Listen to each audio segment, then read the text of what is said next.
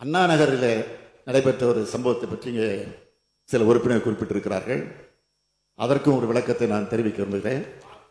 மாண்புமிகு வேல்முருகன் அவர்களும் கவன ஈர்ப்பு கொடுத்திருக்கீங்க, அதுக்கும் சேர்த்து பதில் சொல்லியிருந்தாங்க. மாண்புமிகு பேரவைத் உட்கார்ந்து பேசுங்க. நீங்க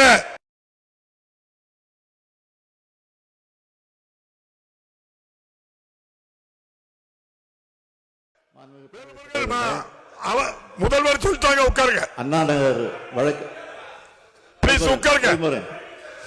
வேல்முருகன் வேல்முருகன் வேல்முருகன்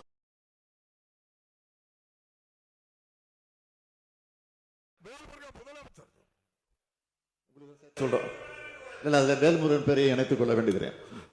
மாண்புமிகு பேரவைத் தலைவர் அவர்களே, அவர் விதி 55 கொடுத்திருக்காங்க, அவங்க பேரையும் நான் சொல்லிடுறேன். அண்ணா நகர் வழக்கை பொறுத்த வரைக்கும் 10 வயது சிறுமி ஒருவர் பாலியல் வன்கொடுமை செய்யப்பட்ட தொடர்பா அண்ணா நகர் அனைத்து மகளிர் காவல் நிலையத்தில் வழக்கு பதிவு செய்யப்பட்டு அவருடைய உறவினரான இளஞ்சிறார் ஒருவர் கைது செய்யப்பட்டார்.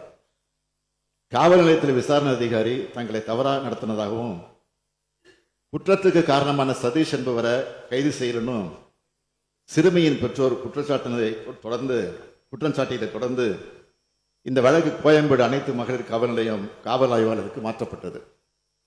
அதன் அடிப்படையில் நடைபெற்ற விசாரணையில் குற்றம் சாட்டப்படுகிற சதீஷும் கைது செய்யப்பட்டார். இந்த நிலையில மாண்புமை உயர்நீதிமன்றம் இந்த வழக்கை சிபிஐ விசாரணைக்கு மாற்றினாங்க. இந்த உத்தரவை எதிர்த்து காவல்துறை செய்த முறையீட்டில் சிபிஐ விசாரணை தேவையில்லை என்ற முடிவுக்கு வந்த உச்சநீதிமன்றம் தமிழ்நாடு காவல்துறையிலிருந்து 3 IPS அதிகாரிகள் கொண்ட சிறப்பு புலனாய்வு குழுவை நியமித்து விசாரிக்க உத்தரவிட்டாங்க. உச்சநீதிமன்றம் நியமித்த சிறப்பு புலனாய்வு குழு இப்ப இந்த வழக்கில் அதிமுகவை சேர்ந்த 103வது வட்டச் செயலாளர் சுதாகர் என்பவரையும் பெண் காவல் ஆய்வாளர் ராஜு என்பவரையும் நேற்று கைது செய்து அவங்க நீதிமன்ற காவலுக்கு உட்படுத்தப்பட்டிருக்காங்க.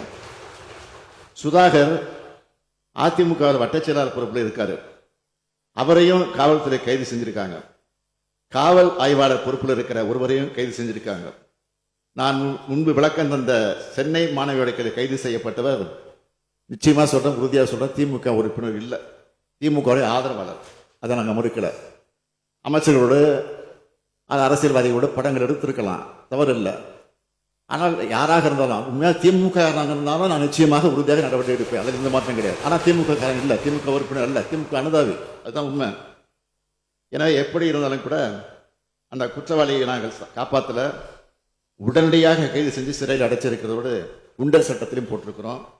என்னுடைய அரசை பொறுத்த வரைக்கும் எந்த கட்சியாக இருந்தாலும் எந்த தனிப்பட்ட நபராக இருந்தாலும் சரி, ஏன் காவல்துறையாக இருந்தாலும் சரி, பெண்களின் பாதுகாப்பு தான் முக்கியமே தவிர நாங்கள் எதையும் எதிர்பார்ப்பதில்லை.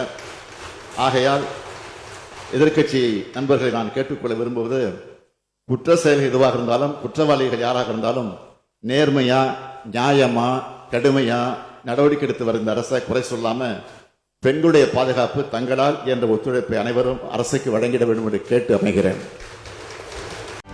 செய்திகளை உடனுக்குடனும் துல்லியமாகவும் தெரிந்து கொள்ள சப்ஸ்கிரைப் பண்ணுங்க.